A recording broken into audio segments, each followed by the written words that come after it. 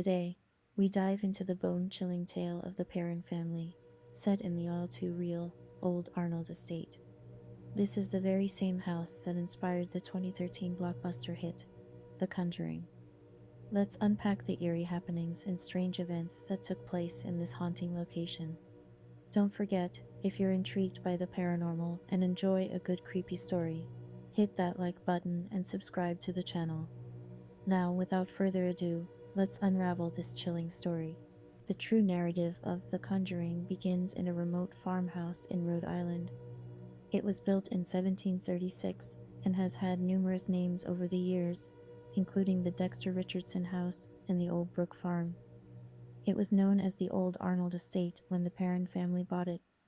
Roger and Carolyn Perron, along with their 5 daughters, Andrea, April, Christine, Cindy, and Nancy, moved into the Old Arnold Estate in the Rhode Island suburbs on a chilly January day.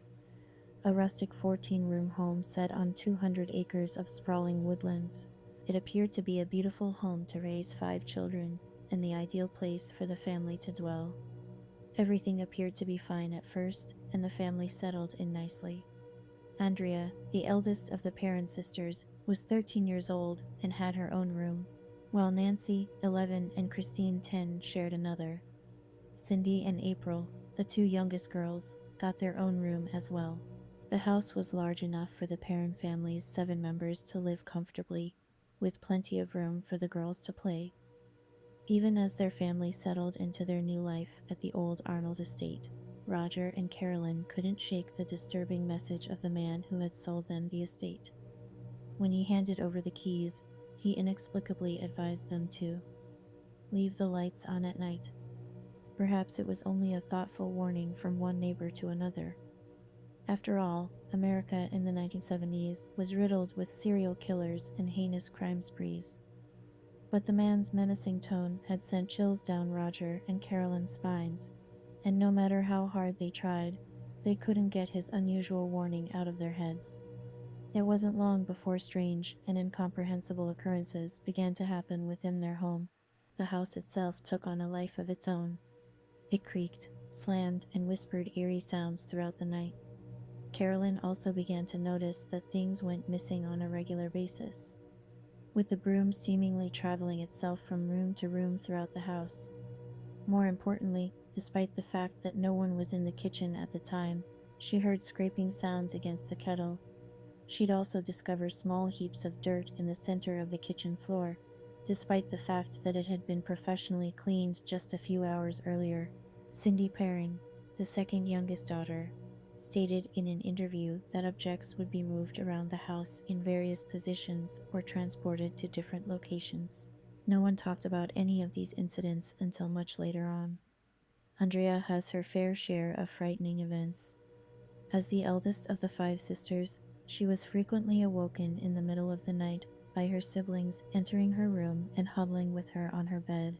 Sobbing in fear, Cindy claimed to frequently hear a scary voice in the room she shared with April. The voice murmured, "There are 7 dead soldiers inside the walls." Almost immediately after moving in, the 5 sisters observed that their house was filled with spirits. Although most of them were harmless, if not benevolent, they weren't always frightened of the ghosts, and even befriended one of them, calling him Manny. According to Cindy, when they first moved into the house for the first 2 months, there was a woman that came and kissed her every night on the forehead that she thought was her mother. Andrea, her older sister, noted that Mom smelled like ivory soap, while the spirit smelled of floral pungency. Some spirits, however, were more ominous and dangerous.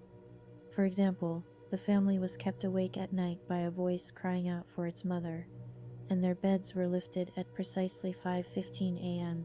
by an unseen power. The stench of rotting flesh wafted through the house at times. There were even visual apparitions that appeared regularly and doors that slammed shut by themselves. Another article published in August 1977 in the Providence Journal states, Mrs. Perron woke before dawn one morning to find an apparition by her bed. The head of an old woman hanging off to one side over an old gray dress. Andrea would refer to this woman as the broken neck lady. Her voice reverberated, "Get out, All of these episodes quickly became too much for the Perron family, and in an effort to figure out what was going on in their home, Carolyn apparently began researching the history of the old Arnold estate. She seemingly discovered records indicating that the property had previously been owned by the same family for 8 generations.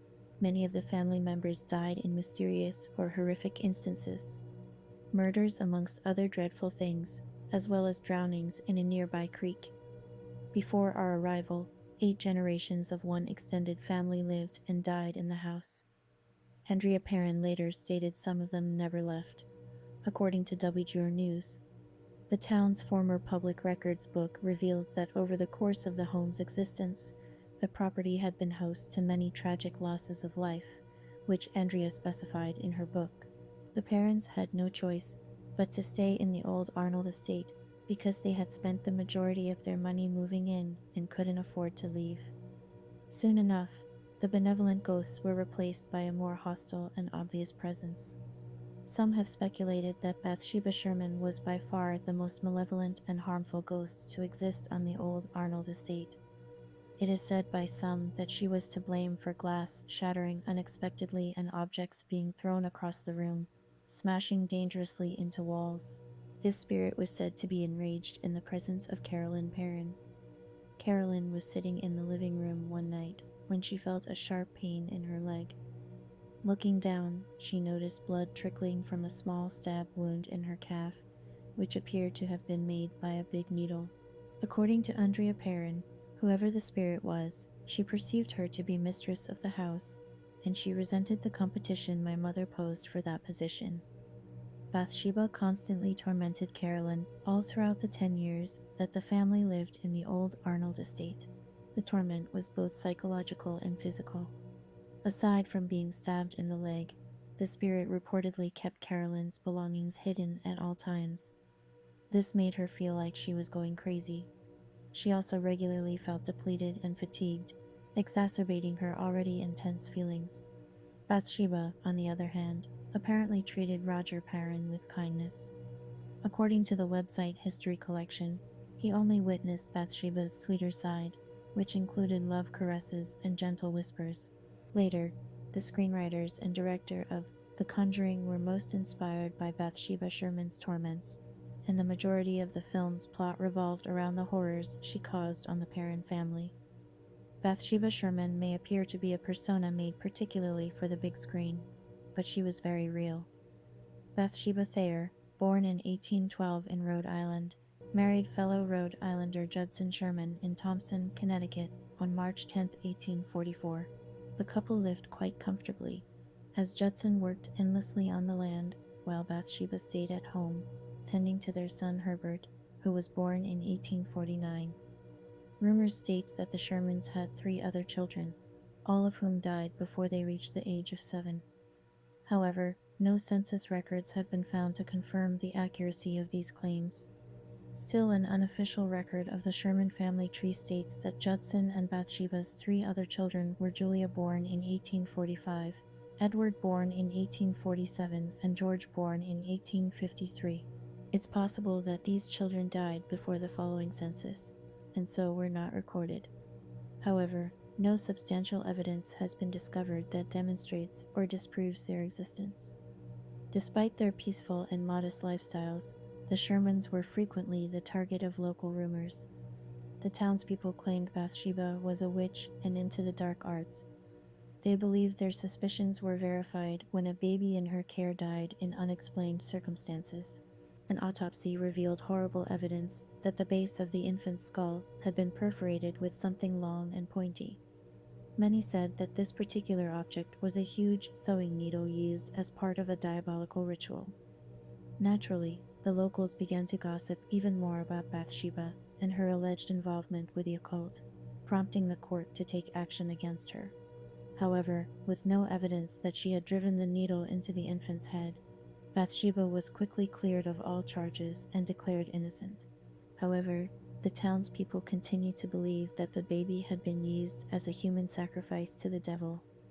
Bathsheba died on May 25, 1885, 4 years after her husband Judson had passed away.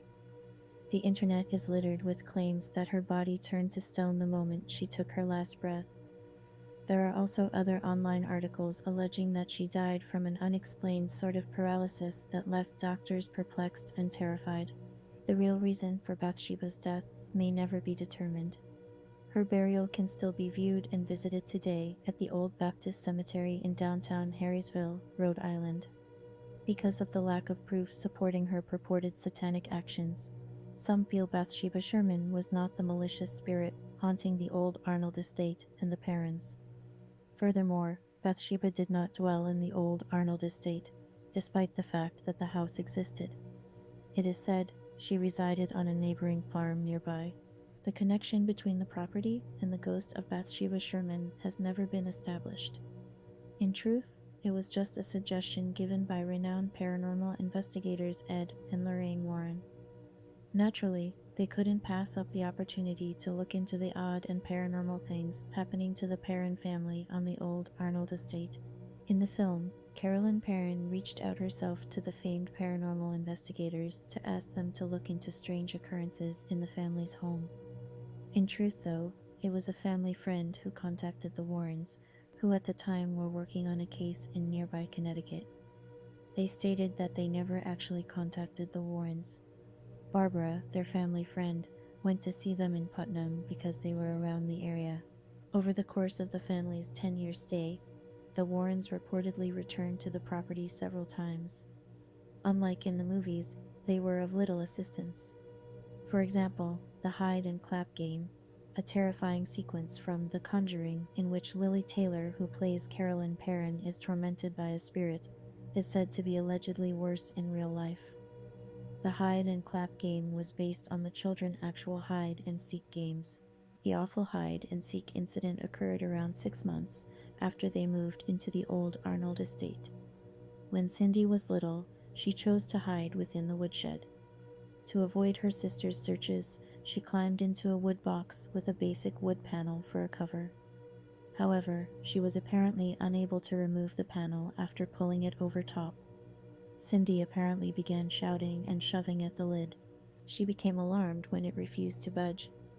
After 20 minutes of being scared that she would suffocate in the box, her sister Nancy discovered her and effortlessly raised the top, releasing the distressed Cindy. After hearing about the family's experiences, Ed and Lorraine thought that Bathsheba Sherman's spirit was haunting the Perrons. Carolyn had described being stabbed with a needle-like object, and the Warrens brought up the fact that Bathsheba had been accused of doing the same thing to a kid while still alive. The Warrens also said that Bathsheba Sherman murdered her daughter as a sacrifice to Satan, conducting black rituals before killing herself in order to remain on the land and haunt it forever. Carolyn Perron frequently witnessed apparitions of a woman with a rope around her neck, as they claimed she had hung herself. The Warrens successfully removed Bathsheba's spirit from their home in the Conjuring film. Carolyn and April Perron's lives were saved during the process. However, in real life, it is said that Ed and Lorraine Warren were not very helpful. During one of their visits, they allegedly held a seance accompanied by a priest and a medium in an attempt to speak with the spirits who had been plaguing the Perron family. Carolyn reportedly became possessed by Bathsheba's ghost while performing the rite, speaking in tongues and levitating. The 5 Perron girls were prohibited from attending the seance. Andrea, on the other hand, claimed to have witnessed the incident in secret. She mentioned in her memoir that she felt she was going to pass out. Her mother began to talk in a language not of this world, and in a voice not her own. Her chair levitated, throwing her across the room. Andrea's younger sister, Cindy, had joined her in hiding to see the paranormal event. She recalled the incident as dreadful, stating that, quote, "The Warrens tried to help, but we essentially found things got worse around them." Concerned for his wife's mental stability, Roger Perron threw the Warrens out and banned them from investigating the hauntings any further. A 77-year-old Roger Perron later recalled his wife was possessed. Her entire body was distorted and it lasted several hours. And then he threw the Warrens out. The family's torment continued until finally in 1980, Roger and Carolyn were able to sell the old Arnold estate. settling in Georgia to rebuild their lives and never look back. Neither Bathsheba nor the good spirits, as the family claimed, preyed on them. Norma had been residing on the property when The Conjuring was released, and she even sued the movie for damages caused by fans who frequently trespassed on it. In 2019, the old Arnold estate was relisted on the real estate market and purchased by Corey Heinzen and his wife Jennifer. Unlike the previous owner, the couple claimed to frequently witness paranormal phenomena such as distant footsteps and door slamming. However, none of their ghostly encounters were as intense as the Perron families in the 1970s. Unlike the Perrons and Norma Sutcliffe, Corey and Jennifer have welcomed the spirits that haunt the old Arnold estate with open arms. When they moved in, they claimed to have slept in the home's little wing for the first 4 months. They claimed they did not want to overstep their boundaries with the supernatural. When they eventually opened the door between the main home and the small wing, they were startled by a strange shadowy apparition. Corey recalls that it was simply peering around the door, all black, staring at them. They found themselves consumed with the excitement of being in the presence of a paranormal entity. Despite the Heinzens' assertions that the supernatural exists on the old Arnold estate, many people doubt it. Despite their criticism, the parents stand by their story and believe their experiences are real. Andrea told USA Today that she and her mother would rather swallow their tongues than utter a lie. Lorraine Warren states that people are free to believe whatever they want to believe, but she knows what she experienced. Lorraine claims to still feel traumatized by the events that transpired in the old Arnold estate, saying that the things that went on there were just so incredibly frightening. It still affects me to talk about it today. One of her most outspoken detractors, though, is Stephen Novella, a neurologist and president of the New England Skeptical Society, a longtime critic of the Warrens and their work. He once stated the Warrens were good at telling ghost stories. They could do a lot of movies based on the stories they have spun, but there is absolutely no reason to believe there's any legitimacy to them. Despite the criticism, the Perron family was supportive of the movie. In an interview, Andrea Perron stated that the cast is perfect. The children resemble us as children and have our personalities as children. She further praised director James Wan, saying that he managed to capture the essence of what she and her family had gone through. Many continue to be fascinated by The Conjuring and the alleged real events that inspired the horror movie.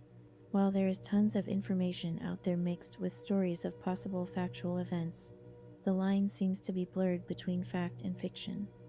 If anything, we can determine these stories to be unknown with a twist of creepy.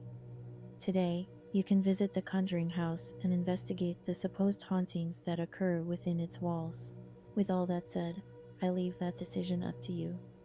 Thank you so much for taking the time to watch and listen. If you enjoyed this video, be sure to like the video and share your experiences in the comments section below. And if you're new here, welcome. Be sure to hit the bell to get notified when new videos are uploaded. I appreciate you all so much.